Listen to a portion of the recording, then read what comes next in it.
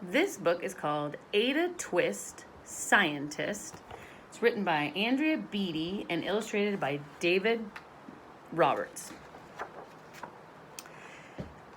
Ada Marie, said not a word till the day she turned 3.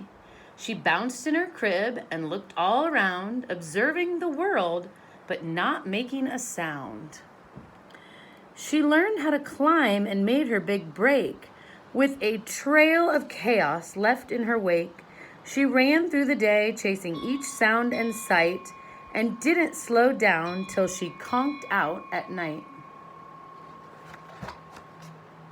Her parents were frazzled, but tried not to freak, as Ada grew bigger and still did not speak.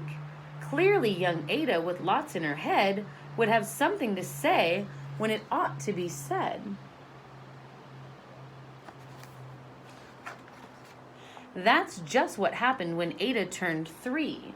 She tore through the house on a fact-finding spree and climbed up the clock just as high as she could. Her parents yelled, "Stop!" as all good parents would. Ava's chin quivered, but she did not cry.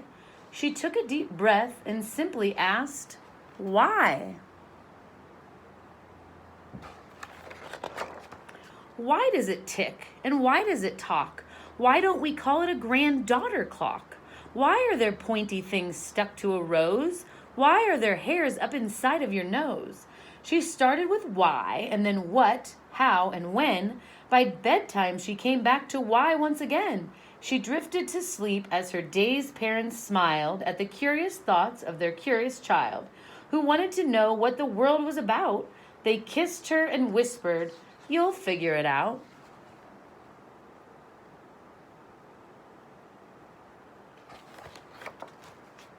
Why, what, how, when, why? Her parents kept up with their high-flying kid, whose questions and chaos both grew as she did. What is it for? Will it be the same? What if? Why? Will it? When will it? When? What? What does it do? Why won't it? How soon is now? How can I find it? What does it? How? How does it? Can I? Why? Even Miss Greer found her hands were quite full when young Ada's chaos wreaked havoc at school. But this much was clear about Miss Ada Twist: she had all of the traits of a great scientist. Ada was busy that first day of spring, testing the sounds that make mockingbirds sing, when a horrible stench whacked her right in the nose, a pungent aroma that curled up her toes. "Zowie," said Ada, which got her to thinking, what is the source of that terrible stinking? How does a nose know when something's to smell? And does it still stink if there's no nose to tell? She rattled off questions and tapped on her chin. She'd start at the start where she ought to begin. A mystery, a riddle, a puzzle, a quest. This was the moment that Ada loved best. Ada did research to learn all she could of smelling and smells, both the stinky and good. One hypothesis Ada thought could be true: the terrible stink came from Dad's cabbage stew. She tested and tested, but soon Ada knew it was time to come up with hypothesis 2.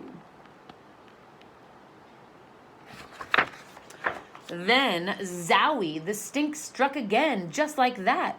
Hypothesis 2, it's caused by the cat. The cat couldn't make such a stink on its own. It needed perfume and some fancy cologne. So Ada tested. The test was a flop. She started again, but her parents yelled, "Stop!"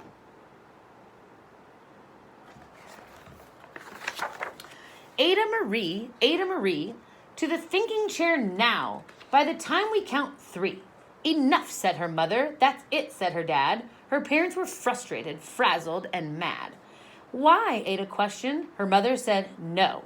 "What?" Ada queried. Her father said, "Go. You've ruined our supper. You made the cat stink. Enough with your questions. Now sit there and think." She looked at her parents. Her heart turned to goo. Poor Ada Twist didn't know what to do.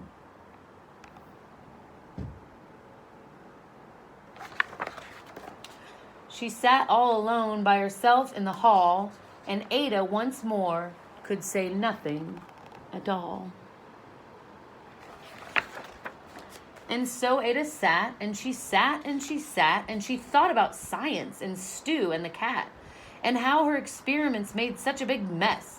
Does it have to be so? Is that part of success? Are messes a problem?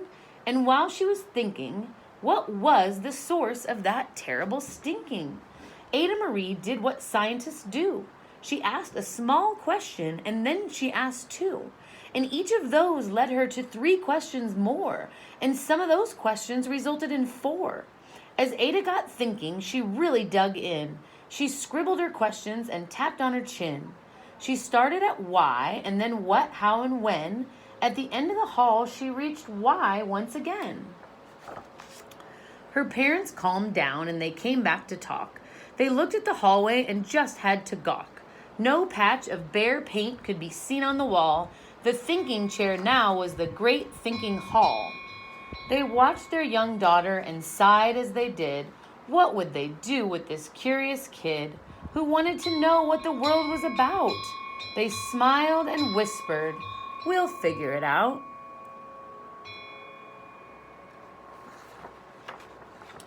And that's what they did, because that's what you do when your kid has a passion and heart that is true. They remade the world. Now they're all in the act of helping young Ada sort fiction from fact. She asks lots of questions. How could she resist? It's all in the heart of a young scientist. And as for that smell, what can Ada Twist do but learn all she can with her friends in grade 2? Will they discover the stink that curls toes? Well, that is the question. And someday, who knows?